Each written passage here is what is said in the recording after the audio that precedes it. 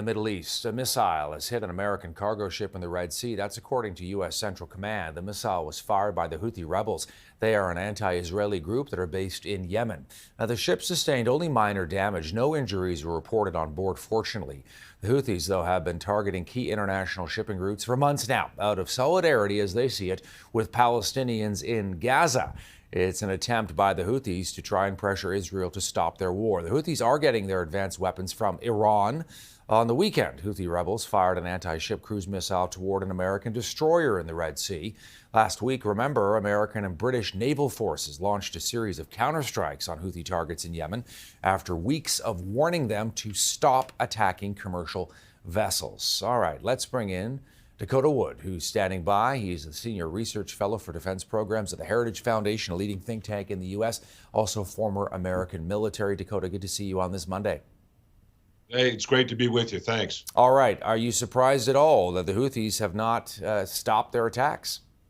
No, and I don't think anybody should be surprised. I mean, they've been, in a war with Saudi Arabia. I mean, against the government that they've displaced there in Yemen, but the Saudis have been fighting them for 10 years. So, one strike package, as robust as it was from the U.S. and the U.K., was not going to force the Houthis to change their pattern. Rethink things a bit, but certainly not give it up. So I think it's going to have to be a series of these back and forths. And I think that the strike packages by the U.S. and whomever else elects to join in that will really have to be of that scale or larger to beat back the Houthi capabilities. Because, I mean, they're in it for the long term. They've got lots of resources. Iran is a backer. Iran is a near nuclear state.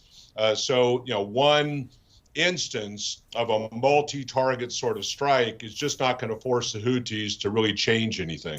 We're going to show a map of the region, Dakota. You're familiar with the area. Just for our viewers here in Canada, to give them a sense of what we're talking about, you see Yemen there on your screen, that sort of choke point there where the Middle East meets Africa. That's the area in particular right around the Gulf of Aden that the Houthis have been targeting.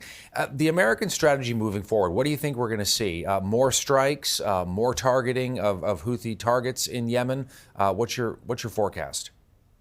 No, I think that you've hit those points right there. About 15 to 17% of all international at-sea traffic moves through that area. So you can see how critical that choke point is. And of course, Yemen extends up to the north and east a bit further toward the Persian Gulf. So all this ship traffic, which you can track on the web, goes through there. Insurance companies are very concerned because there's a lot of money tied up in ownership of the ship, and especially in the cargo. And so Lloyd's of London and Maersk and others, are rerouting things, which just increases cost. So as long as the Houthis view this as a lever, that they increase the economic cost, all the countries who may be supporting Israel, they're going to try to leverage that. And they do it for their own reasons, but also at the behest of the prodding of Iran. So it's a region-wide, almost global sort of stage.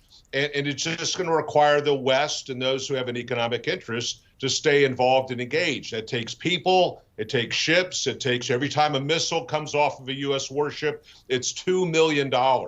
So this is not an inexpensive sort of thing, but what are the alternatives? So I think we'll see this for an extended period of time. Interesting as well to think that, Yemen is a desperately poor country, as you know. The Houthis are basically rebels. There's not a lot of targets to be hit. And in fact, to a certain extent, there are those who say they're getting exactly what they want. They are now being talked about in news programs like this one. They're getting more recognition.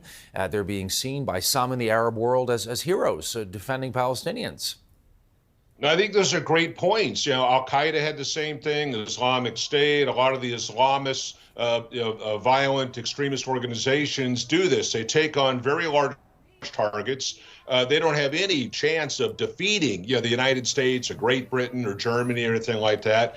But it gets them a lot of popular support, striking these blows against the great Satan or whatever. So money, prestige, power, influence that they wouldn't have otherwise. So here's another incentive. And this point that you make, I think, is really great about kind of how minimalistic they are. They don't control major cities. There's not some grand economy that you can bring to its knees. And so what do you hit?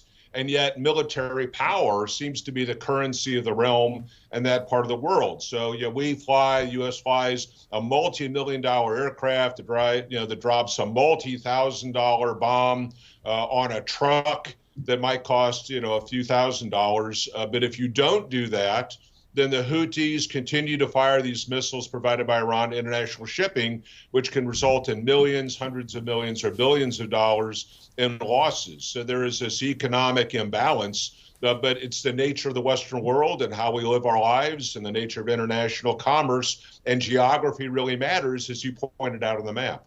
Dakota Wood with the Heritage Foundation joining us. Good to see you, my friend. Thanks for this. Great. Thanks.